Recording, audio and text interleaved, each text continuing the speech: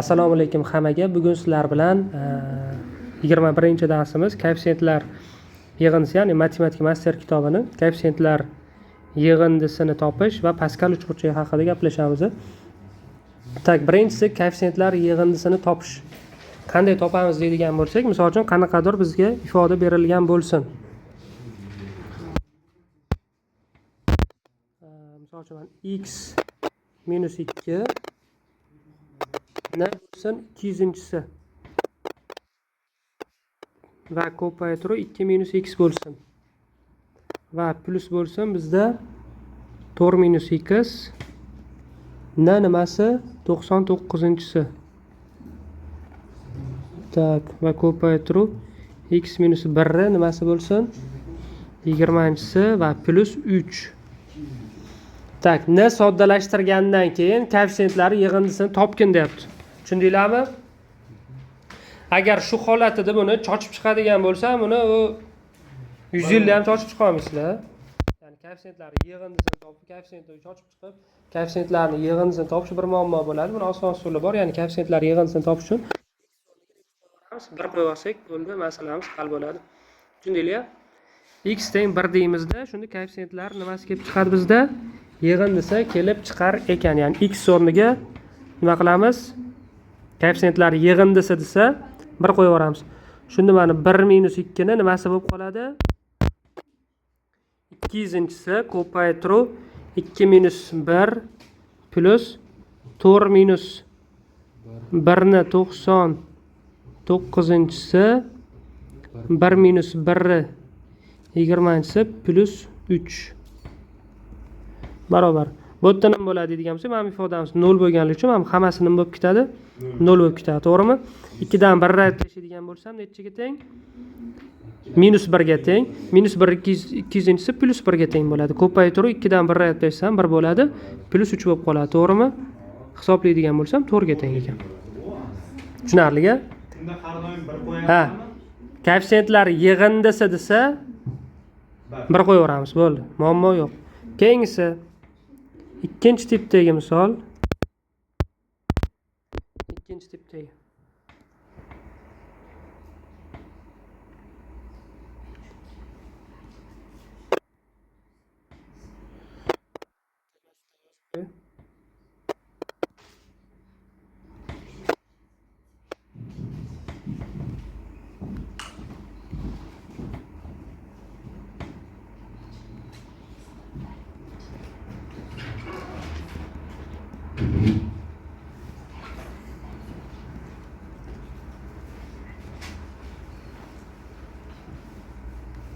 Ne oldu?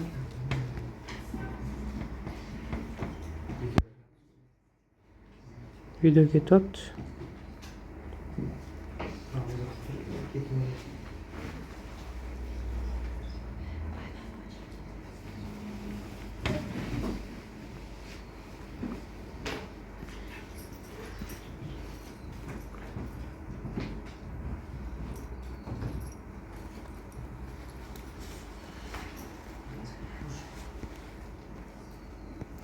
Nima qilar ekanmiz? Koeffitsiyentlar yig'indisini topish uchun noma'lum ifoda o'rniga 1 qo'yib chiqar ekanmiz. Tushundinglar? 1 qo'yib yuborar ekanmiz bo'ldi. Ya'ni koeffitsiyentlar yig'indisini topish uchun noma'lum qanaqa, misol uchun a chiqadimi, b bo'ladimi, x bo'ladimi, farqi yo'q. Shu noma'lum o'rniga 1 qo'yib yuboramiz. Tushundinglarmi? Koeffitsiyentlar yig'indisini topgin desa. Tak, keyingisida misol uchun bizdan aytsaki boshqa narsani so'rasa, misol uchun tog'lari yig'indisini topgin desa, yoki tog' koeffitsiyentlari yoki juft koeffitsiyentlari. Tak, misol uchun y kub plus 2 eshitdi. 2y kvadrat minus 1 nimasi bo'lsin? Kvadrati minus 3 y necha bo'lsin? Kvadrat. Shuni soddalashtirilgandan keyin y ning juft darajalari oldidagi koeffitsiyentlar yig'indisini topgin deyapti. Tak, qaranglar, birinchisi mana. Buni formulasini yozib beraman, ya'ni juft deydigan bo'lsa nima bo'ladi, tog' deydigan bo'lsa nima bo'ladi. Misol uchun, juft deydigan bo'lsa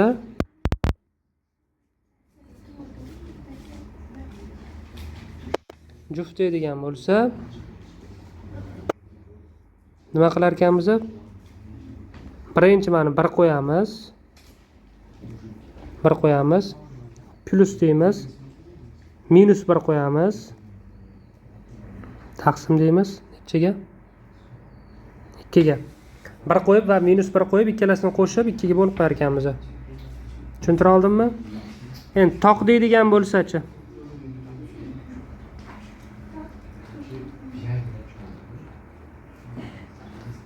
Toq deydigan bo'lsa,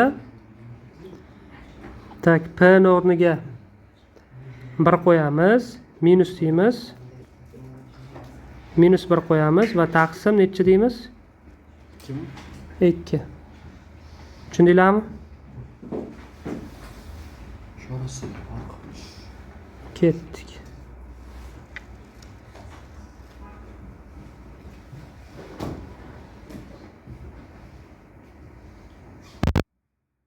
Tushundinglar?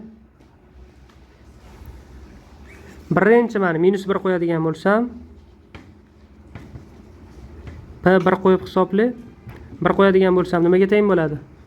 1 ga 2 ni qo'shamiz. Necha bo'ladi? Xullas 2 ni kvadrati minus 3 bo'lib qoladimi? Hisoblasam 1 ga teng ekan. Savol yo'q-a? P ni o'rniga minus 1 qo'yadigan bo'lsam-chi? 0 bo'lib ketadi. Tak minus 3 bo'lib qoladimi? Savol yo'q-a? Kim tushunmayapti? Maydalab yozib tushuntiraman. Tushunmayotgan bo'lsanglar. Ziyoda tushunyapsizlarmi? Nima qildim? Nima qildim? Qayerga tushdingiz? Sizcha? Nima qildingiz? Shu yozayotganingizni tushuntirayotganingiz uchun. Xo'p, nima tushuntirdingiz?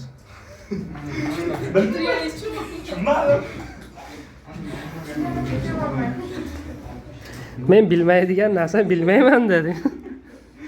Oldindan bilmayman dedi. Xo'p, qarang, mana 1 qo'yyapmiz. 1 qo'yayotganda nima bo'lyapti?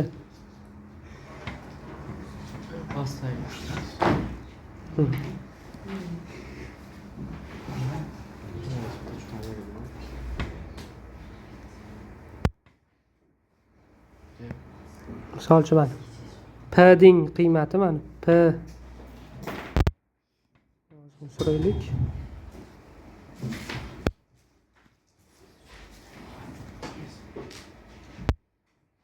P y ning qiymati nimaga teng ekan? Quyidagicha ifodaga teng.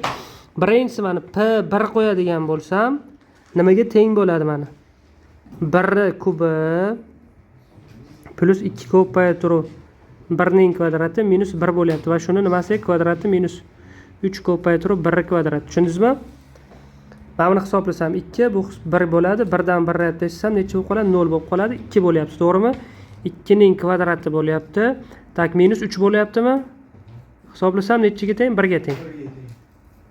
Tushundinglar mana? 1 ga teng. Keyingisi p ni o'rniga nima qo'yar ekanmiz? Minus 1 qo'yapman, to'g'rimi? Tak minus 1 nimasi? Kubi plus 2 ko'payib turib. Tak minus 1 nimasi? Kvadrati minus 1. Va shuni kvadrati minus 3 ko'payib turib minus 1 nimasi ekan? Kvadrat. Hisoblaydigan bo'lsam, minus 1 kubi minus 1 ga teng, to'g'rimi? Bu ikkalasi minus 1 minus 2 bo'lib qoladi, to'g'rimi? Bu ikkalasini hisoblasam. Minus 2. Bu yerda plus 2, to'g'rimi? Bu ikkalasi yo'qolib ketadi, 0 ga teng bo'lib qoladi. Endi minus 1 kvadrat plus 1 minus necha bo'lib qoladi? Minus 3 bo'lib qoladi. Bizdan nima deyapti? Birinchisi juft darajalari oldidagi koeffitsiyentlar. Juft darajalari desa qo'shib 2 ga bo'lib qo'yamiz. Tushundinglarmi? Juft deydigan bo'lsa nima qilamiz? 1 minus 3 taqsim 2 hisoblasam minus 1 ga teng bo'ladi. Tushundinglarmi? Ha? Qiyin emasmi? Keyingisi toqni topgin deyapti. Misol uchun toq koeffitsiyentlari oldidagi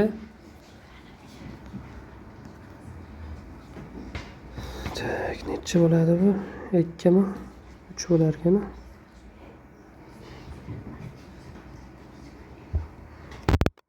3. y kub plus 2y kvadrat minus 1. Shuni nimasi kvadrat minus 3 y kvadrat. Tushundinglarmi? Va 100%. boyga bilan nima farqi bor? Hech qanaqa farqi yo'q, bir xil narsa, to'g'rimi? Demak, bu yerda faqatgina tog' hadlari, tog' darajalari oldidagi koeffitsentlari yig'indisini topgin deyapti ekan. Bu yerda nima qilamiz deydigan bo'lsak, boyga, ya'ni p birimiz nechiga teng bo'ladi bizda? 1 ga teng bo'ladi, to'g'rimi? P ikkimiz bo'lsa, p minus 1imiz bo'lsa nechiga teng? Minus 3 ga, to'g'rimi? 3 ga. Biza tog' hadlari yig'indisini topish uchun nima qildik? Tog' darajali hadlari koeffitsentlari yig'indisi 1 minus 3 taqsim 2 edi, to'g'rimi? Hisoblaydigan bo'lsam, tepasi 4 ga teng bo'ladi. 2 taqsim necha ekan? 2 ga teng ekan. Bu misolimizning javobi. Savol yo'q-a? Ha? Yo'q.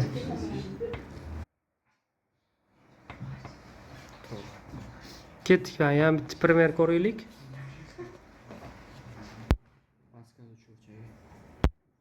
Bir ming 600 misol uchun 21-misolimizga ahamiyat beraylik. N kub minus n plus 2 ning nimasi bo'lsin? Kvadrat. Kvadrat emas, 7-si ekan, uzr. Mana shuni juft bilan tog' darajalari oldidagi koeffitsiyentini topaylik. Tushunarlimi? Birinchi mana p 1 topib oladigan bo'lsam, ya'ni bir qo'yib hisoblab chiqamiz.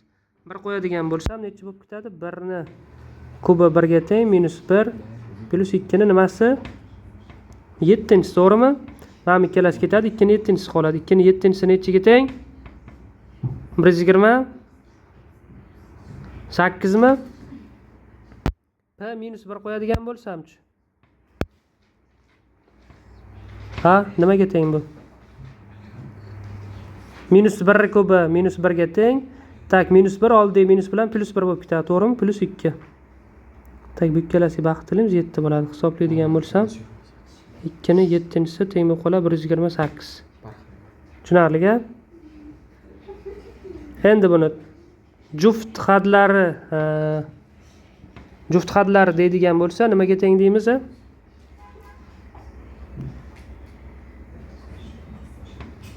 Juft deydigan bo'lsa, ikkalasini qo'shamiz. 2 ga bo'lamiz. 128 ni o'zi chiqadi. Agar tog' deydigan bo'lsa, ikkalasini olib tashlaymiz, to'g'rimi? 128 minus 128. 2 ga bo'lsam 0 bo'ladi. Bizdan nimasini topgin degan? Tog' hadlari, ya'ni tog' darajali hadlari koeffitsentlari yig'indisini topgin degan. Bu nechiga teng ekan? 0 ga teng ekan. S javob. Tushuntira oldimmi? Ha, ishlanishini yoz.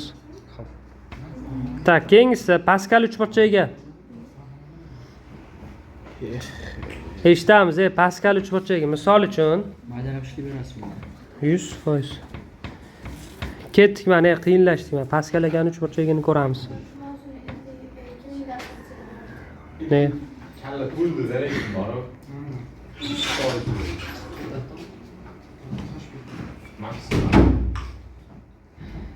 Peshini at, aql olib ketdi. Umidjon darshiga bormasak, borolmay qolmasin ustoz endi. Davlenasi oshib ketdi.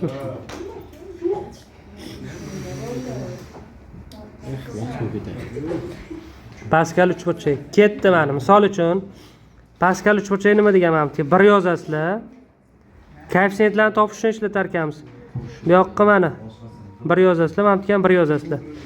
Tushundinglarmi? Ketdi mana bu yoqqa mana 1, bu tomoniga ham 1. 1 ga 1 qo'shsam necha bo'ladi? 2 bo'ladi. 2 bo'ladi. Mana chetiga 1, 1 ga 2 ni qo'shsam 3 bo'ladi. Mana ham 3 bo'ladi, mana ham 1 bo'ladi. 4 bo'ladi. 1, 4, 6 qo'shsam 4, bu yog'i 1 bo'ladi. Keyingisi mana 1, 5, 10, 10, 5. 5 i 1 bo'ladi. Keyingisi mana 1 6 6 15 20 15 6 i 1. Mana shu holatda mana cheksiz davom etadi. Tushundinglarmi? Cheksiz. Mana shu narsa bizda nima deyilar ekan?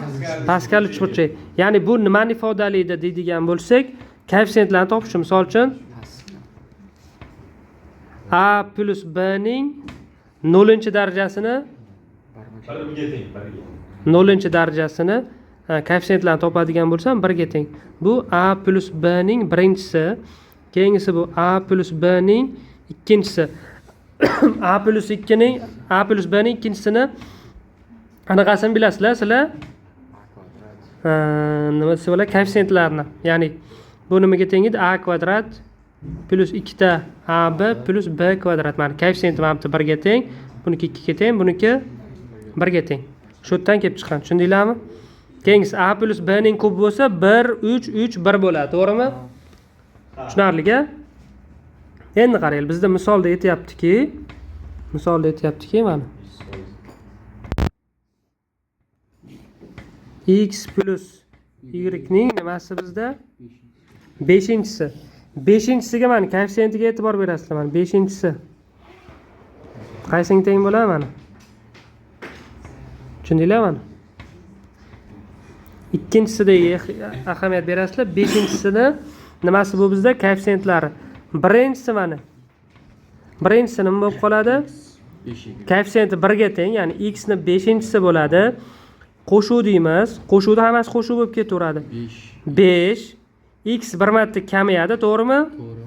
Necha bo'ladi? X 4 y bo'ladi, to'g'rimi? Plus deymiz. Keyingisi necha bo'ladi? 10 x 3 y nima qiladi? Bir marta oshyapti. Keyingisi mana plus 10 x bir marta kamayyapti, y nima qilyapti? Oshyapti. Tushundinglarmi? Keyingisi mana 5 x y necha bo'ladi? 4 bo'ladi. Tak, plus y necha bo'lib qoladi? 5. Tushunarli-a? Mana shu holatda ochib chiqar ekanmiz. Libboyni ochib chiqsanglar bo'ladi. Tushundinglar? Misol uchun 7-sini ham ochib beraman.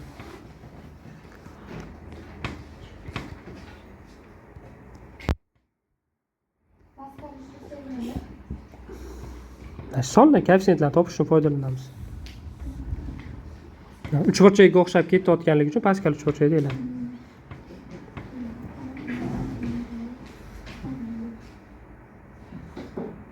Misol uchun mana k plus n ning nimasi bo'lsin? 7-inchisi mana. 7-inchisini ko'ramiz. Bu yerda 6-inchisigacha yozib chiqdim, to'g'rimi? 7-inchisini yozib chiqish uchun dalcha davom etamiz. 1 7 qo'shsam necha bo'ladi? 21 35 35 21 7 1 bo'ladi. Savol yo'qmi?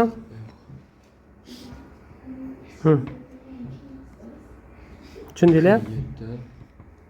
K 7 plus 7 K 6, ya'ni bir marta kamayadi, in plus 21 K 5 n kvadrat plus 35 K 4 n kub plus keyingisi ham 35 K 3 n nima qiladi? Bir marta oshyapti, plus 21, to'g'rimi? Plus mana pastdan yozib qo'y. 21 K kvadrat n 5, keyingisi 7 K n 6 i vot n 7 bo'ladi. Tushundinglar? Mana shu holatda nima qilar ekanmiz? Ochib chiqar ekanmiz. Tak, minuslisi bo'lsa nima bo'ladi deyishingiz mumkin. Minuslisi bo'ladigan bo'lsa, misol uchun mana a plus b ning 4-inchisi bo'lsin. O'sha minusligi bo'lsin, mana minus. B ni darajasi qayerda minus kelayotgan bo'lsa, o'shani nima qilamiz? oldini minus qilamiz. Tushundinglarmi? Misol uchun 4-sinf formulasi qanaqa bo'ladi mana? Tushundinglar? Birinchisi mana A tor tak minus bo'ladi. Tor A nima bo'ladi? A3 B bo'ladi, to'g'rimi? Keyingisi mana plus 6 A kvadrat B kvadrat tak minus 4 A B ko'p plus nima qoladi? B to'g'ri bo'ladi. Tushunarli-a? 100% ana shunaqa bo'ladi. Tushundinglar? Ketdik mana keyingisi. X minus y. Nima? X minus y. Bo'l qolmadi. Tak, bo'lmasa bu mavzuyimizdan nechadan nechagacha bo'ladi? 1614 dan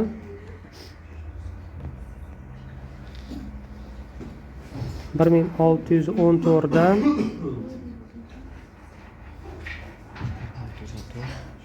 14 dan 1628 gacha homework. Tushundinglarmi?